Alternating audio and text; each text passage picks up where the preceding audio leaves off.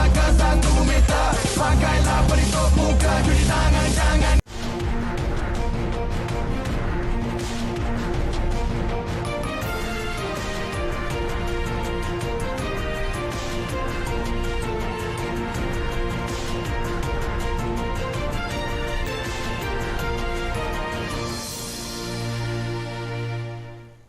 Selamat pagi dan salam sejahtera, bersama saya Sharon Raymond Kisil dalam Berita Pagi Sabah edisi Selasa 8 Disember 2020. Pengusaha sektor ekonomi, industri dan perniagaan yang dibenarkan beroperasi wajib mematuhi arahan, peraturan dan prosedur operasi standard SOP yang ditetapkan kerajaan. Ia penting bagi memastikan sektor terlibat beroperasi dalam keadaan terkawal dan selamat. Perkara itu ditegaskan Menteri Kerajaan Tempatan dan Perumahan Sabah Datuk Seri Panglima Masidi Manjun dalam sidang media harian COVID-19 Sabah di Kota Kinabalu. Katanya kerajaan telah mengambil kira pelbagai aspek termasuk situasi semasa kes jangkitan COVID-19 sebelum membenarkan aktiviti ekonomi beroperasi semula untuk memastikan kelangsungan ekonomi pengusaha dan negeri. Justru Datuk Masidi berharap semua pihak tidak leka serta terus mematuhi SOP yang ditetapkan dalam usaha mengekang penularan pandemik COVID-19 di negeri ini. Semalam, sektor pelancongan negeri dibenarkan beroperasi semula dengan pematuhan beberapa SOP. Ia meliputi aktiviti pelancongan umum, premis penginapan dan hotel serta aktiviti pelancongan berasaskan komuniti. Sementara itu, sebanyak 248 kes baharu COVID-19 dilaporkan di Sabah semalam, menjadikan jumlah kumulatif kes 30,786. Dua kematian turut dicatat masing-masing di Kota Kinabalu dan Semporna. Misi prihatin bagi membantu golongan terjejas akibat COVID-19 diteruskan. Kali ini Persatuan Ibu Bapa dan Guru PIBG Sekolah Kebangsaan SK Tagaroh Kota Marudu menjalin kerjasama dengan Pertubuhan Kebajikan Al-Fatih Sabah membantu pelajar kurang berkemampuan di daerah itu. Misi murni ini memberi manfaat kepada 100 keluarga menerusi bantuan makanan bernilai RM50 yang diagihkan dari rumah ke rumah. Terima kasih yang memberi sumbangan pada pihak sekolah ataupun murid-murid di sekolah ini. Saya percaya lebih ramai lagi yang untuk menderma seperti sekolah SK Tagaroh ini yang karena terjejas pandemi COVID-19 ini. Terima kasih pada pihak yang terlibat untuk memberi sumbangan berupa seperti ini kepada kami, mengurangkan beban kami, dan saya harap masa akan datang akan banyak lagi yang terlibat dalam misi-misi seperti ini. Bercakap kepada pemberita RTM, Pengerusi Pertubuhan Kebajikan Al-Fatih Sabah, Ustaz Farid Liman berkata, sumbangan diterima daripada beberapa NGO serta individu sekitar Kota Marudu. Turut memberi sumbangan Masjid Muali Limin IPG Kampus Batu Lintang, Kuching, Sarawak. Sementara itu, pengagihan bantuan bakul makanan kepada penduduk yang terkesan dengan pelaksanaan Perintah Kawalan Pergerakan Bersyarat PKPB di Sandakan tidak tertumpu di kawasan tertentu sahaja. Ia meliputi kawasan sekitar Bandar Sandakan, Elopura, Tanjung Papat, Batu Sapi dan Telupit. Demikian menurut Adun Dilantik Jafari Waliam yang ditemui RTM dalam program pengagihan bantuan di Kampung Gum-Gum Seri Manis, Sandakan. Pengagihan bantuan fasa pertama ini melibatkan 1,670 bakul makanan. InsyaAllah kita akan pastikan lagi yang mana-mana kawasan yang tercicir, kita akan bekerjasama dengan 3 YB ada di sini. Kita pastikan di mana sasaran yang belum mereka bagi antara itu bantuan bakul makanan. Bantuan bakul makanan turut diagihkan kepada beberapa pertubuhan bukan kerajaan, NGO, penggerak komuniti negara serta agensi kerajaan dan petugas barisan hadapan. Dalam pada itu, Jafari mengingatkan orang ramai agar tidak terlalu teruja melakukan pergerakan rentas daerah demi keselamatan diri, keluarga dan masyarakat daripada risiko jangkitan COVID-19. Sabah menjadi negeri pertama mempunyai pelan anti rasuah organisasi menerusi Jabatan Ketua Menteri JKM yang diperluas kepada semua jabatan dan agensi termasuk pihak berkuasa tempatan PBT. Ia hasil kerjasama padu yang diberikan kerajaan negeri kepada Suruhanjaya Pencegahan Rasuah SPRM Sabah dalam menangani isu berkaitan rasuah secara berkesan. Pengarah SPRM Sabah S. Karunaniti berkata setiap jabatan dan agensi kerajaan negeri di Sabah perlu menyiapkan pelan anti rasuah organisasi masing-masing sebelum hujung tahun ini. Beliau berkata demikian di RTM Kota Kinabalu ketika menjadi tetamu rancangan Kami Bah ini yang disiarkan secara langsung di TV1. Katanya sejak 2012, SPRM Sabah telah memberi pengiktirafan kepada 28 penjawat awam dari pelbagai jabatan dan agensi kerajaan bagi menghargai komitmen mereka memerangi rasuah. Sementara itu, Dewan Bandaraya Kota Kinabalu DBKK kini dalam peringkat akhir penyediaan pelan anti rasuah berkenaan.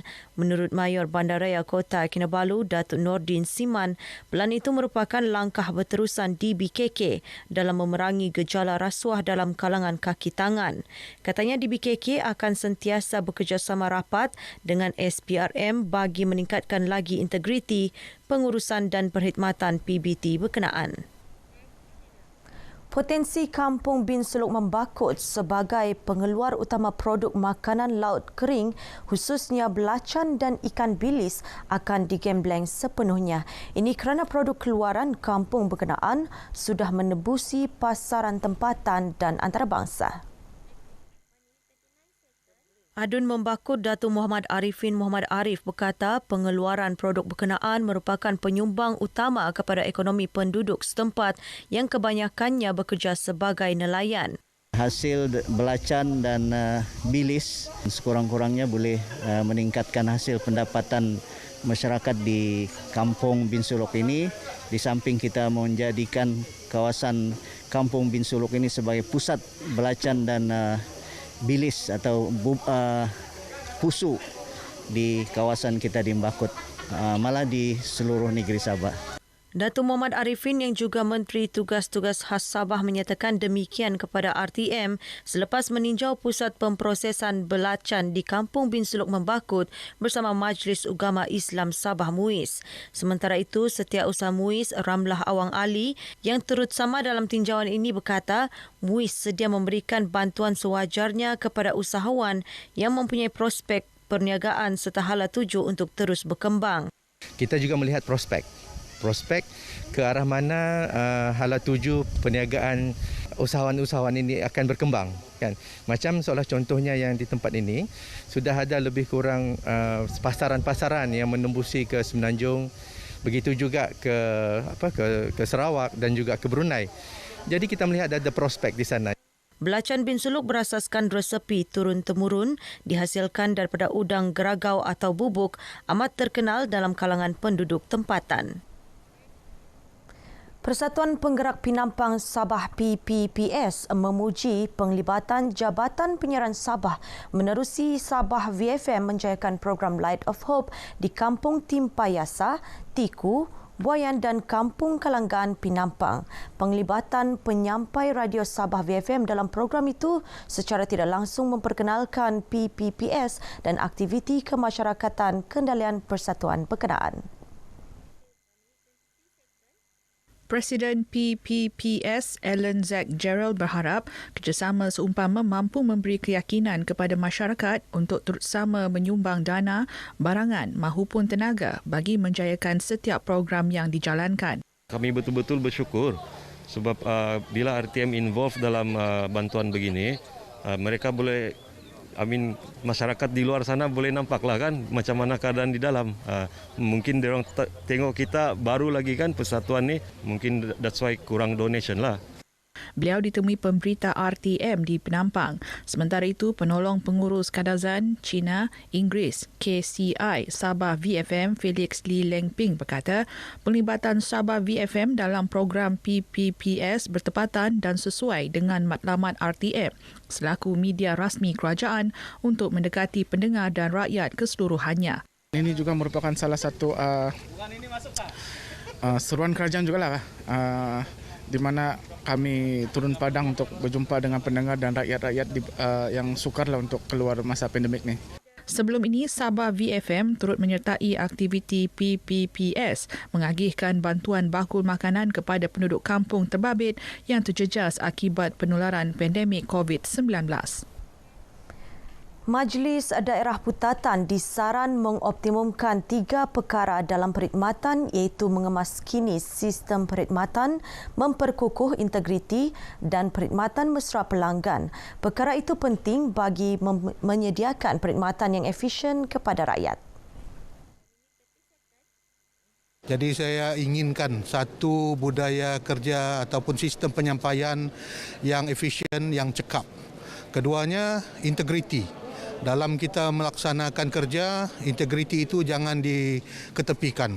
Kerana dengan berintegriti maka segala kerja-kerja yang dilakukan akan dapat mencapai sasaran. Syahilmi yang juga adun petagas berkata demikian kepada pemberita selepas Majlis Angkat Sumpah dan Penyerahan Watikah Pelantikan Ahli-Ahli Majlis Daerah Putatan sesi 2020-2022 dan Penyerahan Watikah Pelantikan kepada Ketua-Ketua Adat di Dewan Seri Putatan. Beliau juga mahu ahli majlis daerah memperkukuhkan integriti serta tidak terlibat dalam sebarang aktiviti yang boleh memberi persepsi negatif khususnya rasuah. Katanya sikap mesra pelanggan perlu diamal setiap masa demi keselesaan orang ramai. Sementara itu, Pembantu Menteri Kerajaan Tempatan dan Perumahan Sabah, Datuk Isnin Ali Hasnih berkata, pelantikan ahli-ahli majlis daerah di kesemua 26 daerah dijangka selesai dalam tempoh 2 minggu ini. Kita nak supaya kerja kita dapat selesaikan dan dapat beri perkhidmatan pada rakyat. Dan hari ini saya ucapkan tahniahlah kepada Putatan. Datuk Isnin juga berkata pihaknya kini dalam perancangan menaik taraf Majlis Daerah Putatan kepada Majlis Perbadaran Putatan kerana mampu mengutip cukai tahunan antara 1.6 juta hingga 1.8 juta ringgit setahun. Perbadanan Pembangunan Bandar Sabah SUDC berhasrat mendirikan sebuah pusat pengumpulan hasil pertanian bagi merancangkan lagi kegiatan ekonomi berasaskan pertanian di Sabah. Sebelum ini, aktiviti syarikat milik penuh kerajaan negeri itu tertumpu kepada pembangunan hartanah. Pengerusi SUDC Jamawi Jaafar berkata pihaknya akan mengenal pasti kawasan tanah yang sesuai untuk dibangunkan sebagai pusat pengumpulan hasil pertanian tersebut. Walaupun selama ini sinonim dengan pembangunan hartanah, bangunan kedai dan sebagainya, tapi kita juga punya tanah di kawasan bandar yang mungkin kita boleh sekalikan kerjasama dengan pihak-pihak lain, Jabatan Pertanian, Asia, dengan persatuan-persatuan pekebun-pekebun tanaman supaya pasaran ekspor tu akan dapat menjamin harga pasaran tempatan di kalangan petani-petani kita. Beliau berkata demikian kepada RTM di Kota Kinabalu. Menurut Jamawi, perancangan itu sesuai dengan pengumuman salah sebuah syarikat penerbangan baru-baru ini untuk menjadikan Terminal 2 KKIA sebagai hub perniagaan ekspor hasil pertanian. Usaha itu sekaligus dapat membantu para petani memasarkan hasil pertanian masing-masing termasuk bagi tujuan ekspor. Jamawi juga berharap bajet negeri 2021 akan menyalurkan lebih banyak dana kepada sektor pertanian untuk membantu pengusaha yang terjejas akibat COVID-19.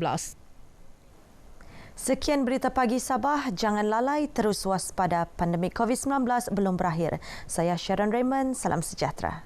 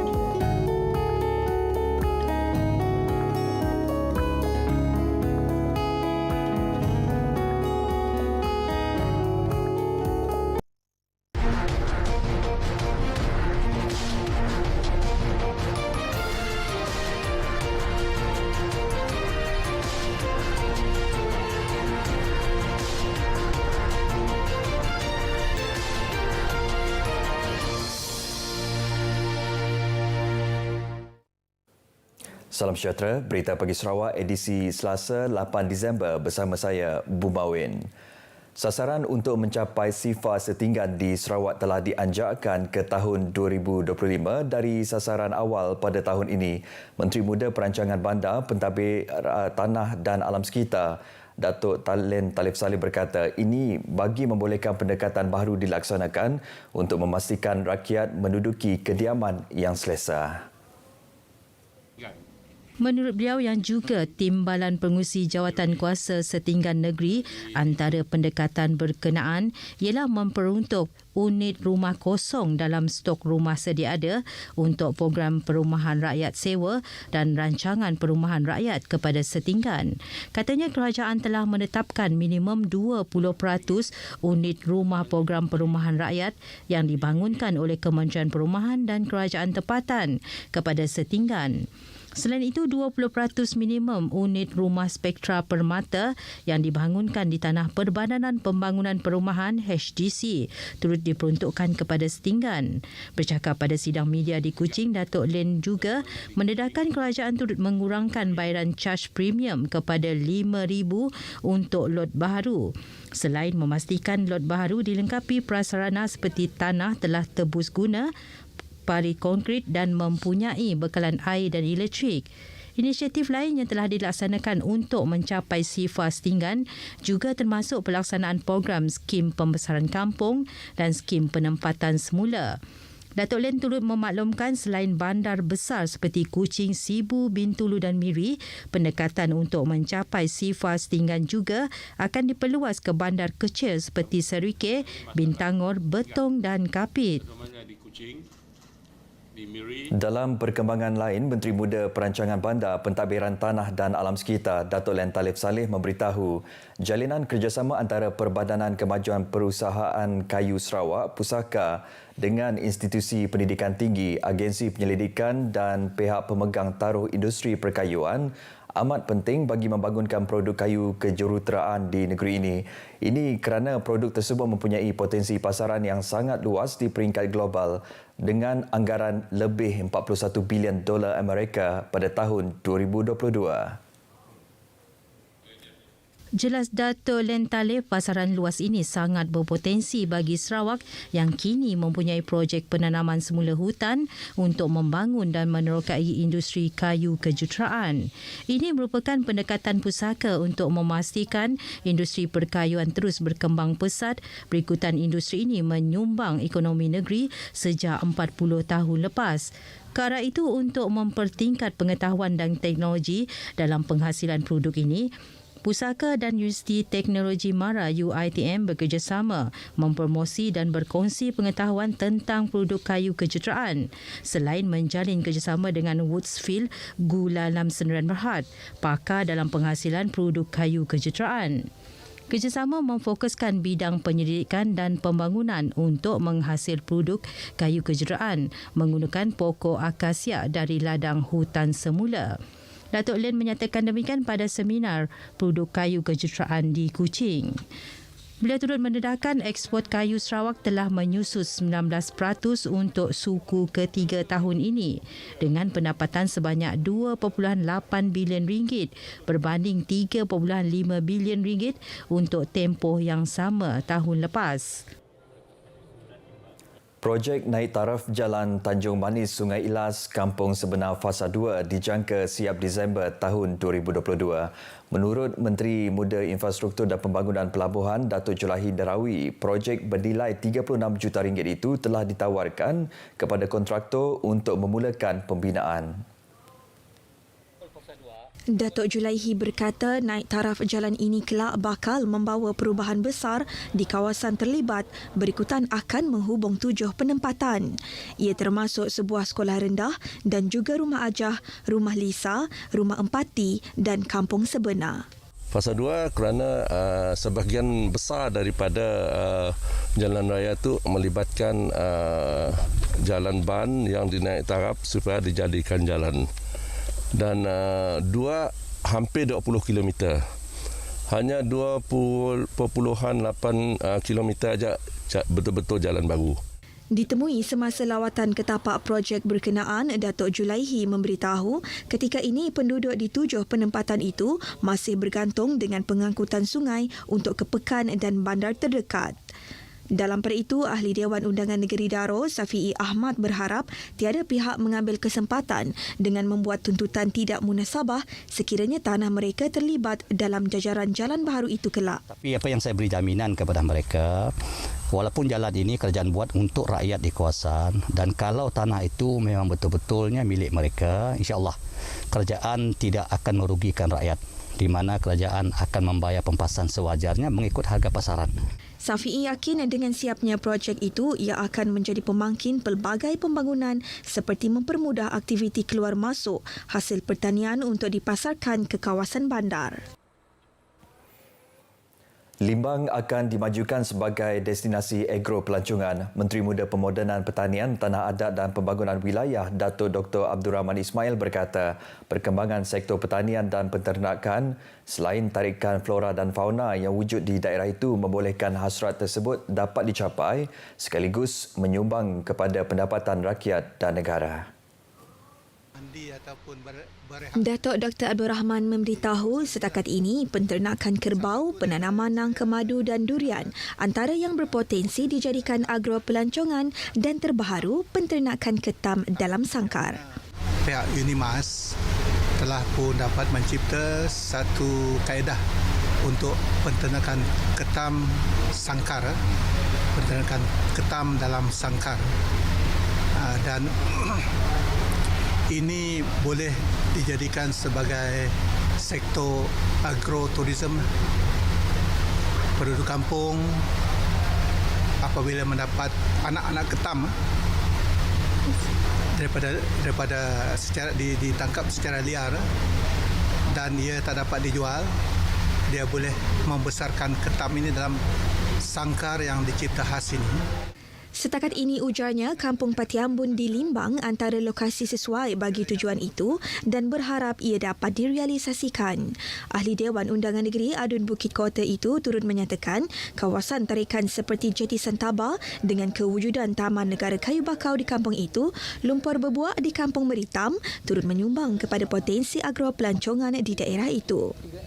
Beliau bercakap kepada pemberita selepas merasmikan program 3M Buaya iaitu mengenali, memahami dan memelihara anjuran Perbadanan Perhutanan Sarawak di Dewan Patiambun Limbang. Menyentuh mengenai program itu, beliau memberitahu ia sesuatu yang baik dalam mendalami hubung kait antara manusia dan buaya selain memahami reptilia itu secara jelas. Sementara itu, Gunung Buddha yang terletak di daerah Limbang akan dijadikan sebagai antara lokasi tarikan pelancongan di kawasan berkenaan. Menurut Wali Kota Majlis Daerah Limbang MDL, Kaunselor Sufian Mohad, ini kerana lokasi tersebut memiliki keindahan semula jadi flora dan fauna yang boleh menjadikan kawasan itu berpotensi sebagai kawasan untuk aktiviti pelancongan domestik. Kaunselor Sufian berkata cadangan akan diusul ke peringkat seterusnya untuk menaik taraf infrastruktur selain membina prasarana yang bersesuaian di kawasan itu. Kita di peringkat Majlis Daerah Limbang melalui Jawatan Kuasa Pelancongan dan Pembangunan Komuniti telah pun merangka satu program jelajah ekspedisi ke Gunung Buddha. Salah satu tempat yang akan menjadi tumpuan utama pelancong Limbang, bukan setakat orang Limbang tapi luar daripada Limbang, dan kita mengharapkan selepas COVID-19 nanti daripada luar negara pun akan datang ke kawasan tersebut. Beliau berkata demikian kepada pemberita di Limbang turut memberitahu ekoran jarak Gunung Buddha bersempadanan dengan Gua Mulu. Ia sekaligus mampu dijadikan sebagai pusat pelancongan domestik terkemuka bukan sahaja di peringkat negara bahkan di seluruh dunia.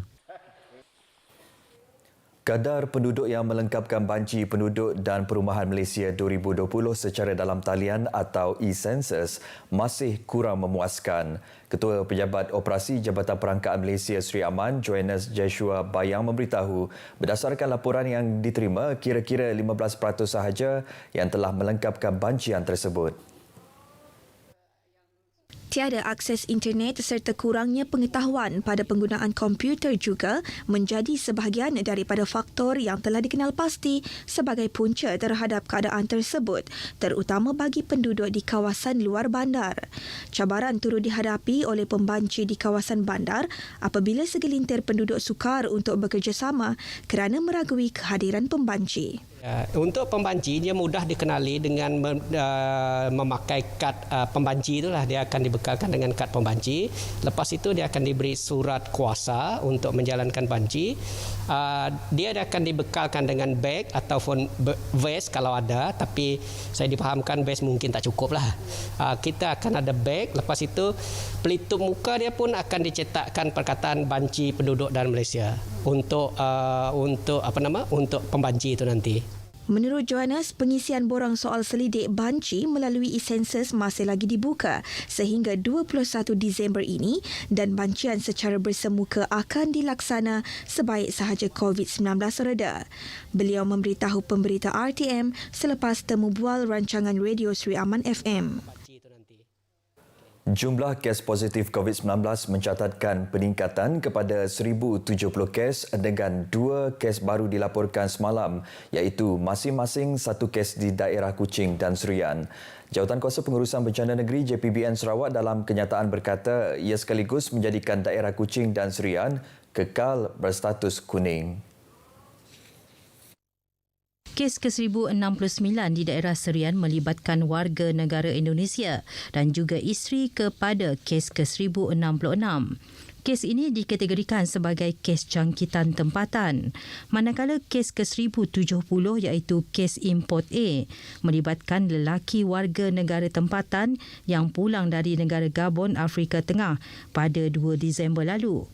Kes adalah pemandu jentolak di sebuah kem pembalakan di Gabon dan telah singgah di beberapa negara di benua Afrika termasuk Dubai sebelum meneruskan penerbangan dan tiba di lapangan terbang antarabangsa Kuala Lumpur pada 4 Disember. Kes meneruskan perjalanan ke Kuching menggunakan penerbangan pada hari yang sama dan setibanya di Kuching, kes telah dimasukkan ke pusat kuarantin dan disaring semula pada 5 Disember dan disahkan positif COVID-19 pada Ahad lalu. Dalam pada itu, terdapat 1 kes baru telah pulih dan dibenarkan discharge dari hospital, manakala 16 orang masih mendapat rawatan. Terdapat 2 pesakit dalam siasatan yang baru juga dilaporkan semalam. Sementara itu, 4 kluster di negeri ini masih aktif iaitu kluster besi, kluster Jalan Abel, kluster Green Hill dan kluster Wisma Seberkas. Baik saudara, paparan itu tadi mengakhiri berita pagi Sarawak hari ini. Sehingga berjumpa lagi.